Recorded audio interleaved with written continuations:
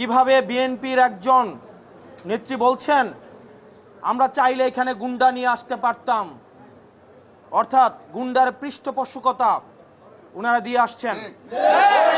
আমরা দেখছি নির্বাচন কমিশনের বাইরে লাঠি সুটা নিয়ে মহড়া দিচ্ছে। নির্বাচন কমিশন, প্রধান নির্বাচন কমিশনের অফিসের যদি এই অবস্থা হয়, সারা বাংলাদেশে এই বিএনপির যারা রয়েছে এই গুন্ডাদের পৃষ্ঠপোষকতা দিচ্ছে, তারা কিভাবে ভোট কেন্দ্র দখল করবে সেটির আজকে হচ্ছে টেস্ট ম্যাচ হয়ে গিয়েছে। এবং এইসব নেতাকর্মী বাংলাদেশে কিভাবে, হাসিনার সময় আমরা বলতে শুনেছি, হাসিনা বলতো 20টা হুন্ডা 10টা গুন্ডা নির্বাচন ঠান্ডা। আর আজকে রুমিন ফারহানা, যিনি হাসিনার কাছে ফ্ল্যাটের জন্য আবেদন করেছেন, যিনি হাসিনার পতনে সবচেয়ে বেশি আমার মনে হয় কষ্ট পেয়েছেন, সবচেয়ে বেশি কষ্ট পেয়েছেন, তিনি হচ্ছেন রুমিন ফারহানা। আমরা 15 আগস্টে আওয়ামী লীগ থেকেও বেশি আওয়ামী লীগ পণ্য যাদেরকে মনে হয় তাদের মধ্যে রুমিন ফারহানা অন্যতম। উনি সব সময় বলে থাকেন বিগত 15 বছর নাকি উনি অনেক ভালো ছিলেন।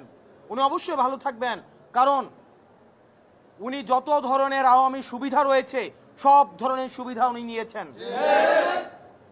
নির্বাচন কমিশনের যারা কমিশনার রয়েছে, আপনারা যদি মনে করেন আপনারা নিজেরা আপনাদের এই নির্বাচন কমিশন পরিচালনা করতে পারবেন না, আপনারা অন্যরা কেউ পরিচালিত করে আপনাদেরকে, আপনারা মানুষের সামনে সেটি প্রকাশ করুন। না হয় নিকট অতীতে আমরা নুরুল হুদা কমিশনকে আমরা দেখেছি, তার পরিণতি আমরা দেখেছি। বাংলাদেশের মানুষ আবার কোনো মঞ্চস্থ নির্বাচনের দিকে যেতে চায় না। এবং বিএনপির আওয়ামী বিষয়ক সম্পাদক রয়েছেন অনেকেই, যারা আওয়ামী লীগ থেকে বেশি আওয়ামী লীগ। বিএনপির আওয়ামী লীগ বিষয়ক সম্পাদক যারা রয়েছেন তাদের মধ্যে অন্যতম রুমিন ফারহানা, আওয়ামী লীগের সুবিধাভোগী, আওয়ামী লীগের ফ্ল্যাটভোগী, এবং যারা গুন্ডা দিয়ে নির্বাচন কমিশনকে ঠান্ডা করে দিতে চায়, যারা একটা প্রেসক্রিপটিভ ইলেকশনের দিকে আবার যেতে চায়।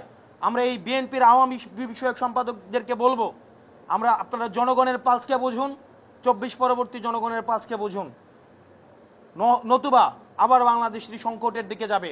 এবং তাদের কারণেই আমরা বিশ্বাস করতে চাই বিএনপি এখনো পর্যন্ত গুন্ডাতন্ত্র, তারা যেই বিএনপির এই ফজলু সাহেব, উনাকে এখনো পর্যন্ত আমরা সম্বোধন করছি, সম্মান দেখাচ্ছি, কিন্তু উনি যে ধরনের বক্তব্য দিচ্ছেন এবং রুমিন ফারহানা যে ধরনের বক্তব্য দিচ্ছেন, যে ধরনের কার্যক্রম পরিচালনা করছেন, আমরা ধরে নিচ্ছি, আমরা ধরে নিব এগুলো হচ্ছে বিএনপির হাই কমান্ডের ইনস্ট্রাকশন। এবং আজকের নির্বাচন কমিশনে যেই ঘটনাটি ঘটেছে সেই বিষয়ে বিএনপি কি অবস্থান নেয় সেটির প্রতি আমরা নজর রাখব।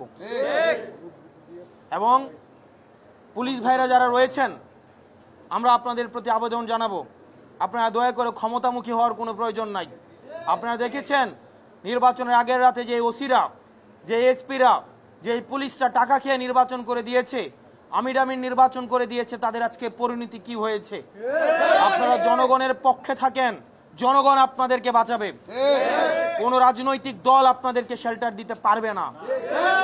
যদি জনগণ আপনাদের পাশে থাকে তাহলে এই হুন্ডা গুন্ডার রাজনীতি বাংলাদেশে আর পুনর্স্থাপিত হবে না। আমরা এই গুন্ডার রাজনীতি আমরা ভারতে পাঠিয়ে দিয়েছি। এখন এই রুমিন ফারহানারা যদি সেটি আবার বাংলাদেশে রিহ্যাবিলিটেট করতে চায়, তাহলে হাসিনার প্রতি তাদের যে আন্তরিকতা, তাহলে হাসিনা যেখানে আছে তাদেরকেও সেখানে চলে যেতে হবে।